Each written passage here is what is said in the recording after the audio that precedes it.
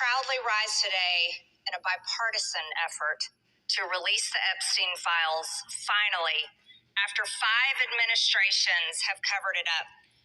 Earlier today, I attended the press conference where the survivors, they're not victims, the survivors of Jeffrey Epstein's sexual abuse and sex trafficking told their stories.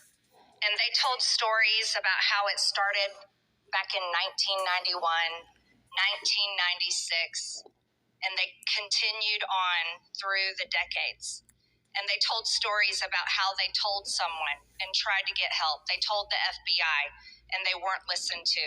And they told law enforcement and no one did anything. And these women don't just number a few. These women number around 1,000 women. And they are victims of something that's unthinkable. And this should have never, ever happened. This was the biggest fight I think I've seen in Washington, D.C. This is my 5th year here. And this was a fight that we should have never had to wage. It should have been the easiest thing for every single member of Congress. It should have been the easiest thing for the Speaker of the House. It should have been the easiest thing for the President of the United States to release all the information, every single file, on behalf of these American women. These American women aren't rich, powerful elites.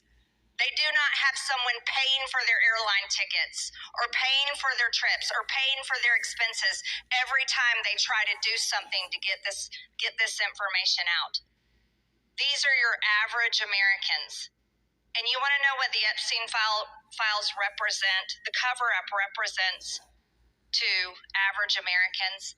It represents the failures of the federal government and Congress to the American people. And that is what people rose up about in 2024. They wanted and demanded transparency from their government and for Americans finally to be put first.